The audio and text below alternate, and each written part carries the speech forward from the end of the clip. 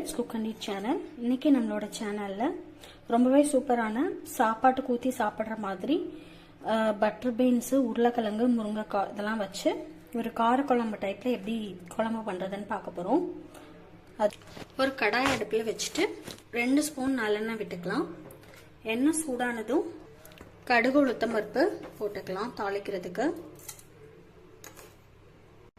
ஒரு 5-6 வெள்ளைப்பூண்டு, ஒரு கொத்து கருவேப்பிலை எல்லாம் போட்டு தாளிச்சுக்கலாம். கடுகு நல்லா பொரிஞ்சதும் நம்ம ஒரு 5-6 சின்ன வெங்காயம் சின்னதாக கட் பண்ணி வச்சுருக்கோம், அதை சேர்த்துக்கலாம்.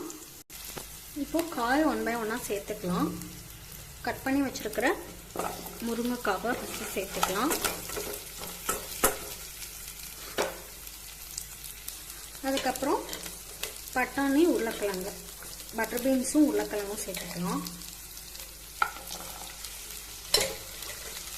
வெங்காயம் நல்லா தண்ணியில் நல்லா வாஷ் பண்ணியாச்சு.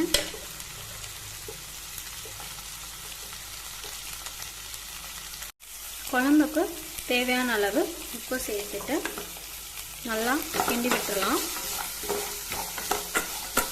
இது ஒரு 2-3 மினிட்ஸ் வதங்கட்டும்.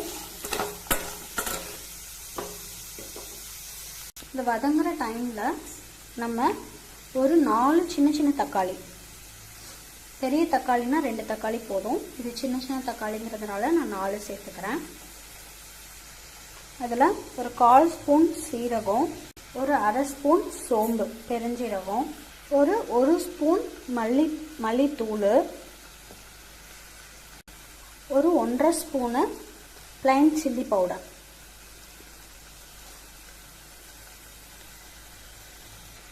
ஒரு 1/4 டீஸ்பூன் மஞ்சத்தூள், எல்லாத்தையுமே சேர்த்து நல்லா மையா அரைச்சாச்சு. இப்போ நம்ம இதை வதங்கிட்டு இருக்கிறதுல சேர்த்துடலாம்.